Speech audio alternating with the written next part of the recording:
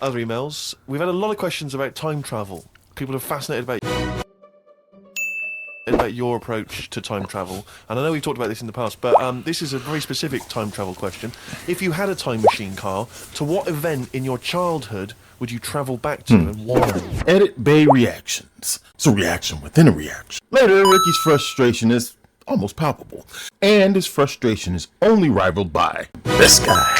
What's the point in going back to things that you thought? No, it's just that it's never as good, is it? It's like a place you go on holiday, and you go back thinking it'll be as good as the first time. It never is.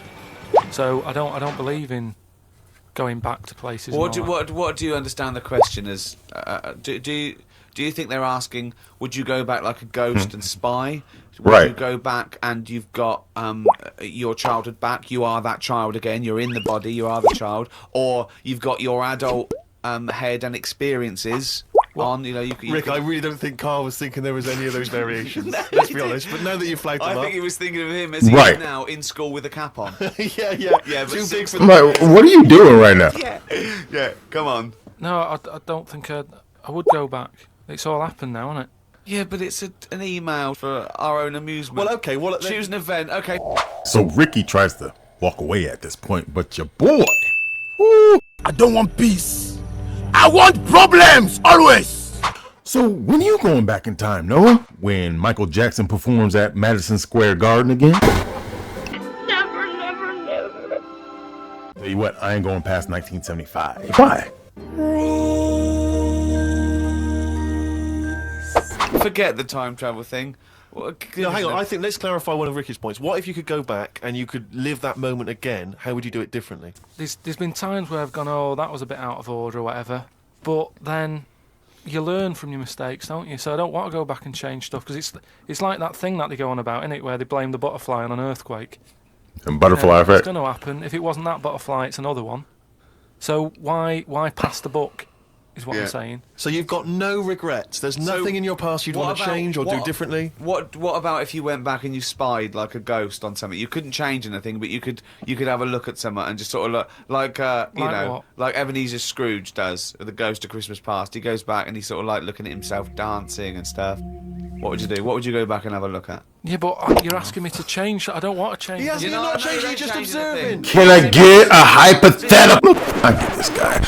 Everything that you've been through in your past affects you and makes you the person that you are right now. And if you're proud to be yourself, then, maybe you don't want to go back in time and change anything. It's probably better for your mental health. He might be well adjusted. Having said that, if you don't learn how to do a hypothetical, a thought experiment, a lot of you out there are like this. And let me reassure you guys that trait makes the rest of us want to punch baby giraffes in the face. Now, do you want us to punch baby giraffes? Look at that face. I don't know what the hell it is.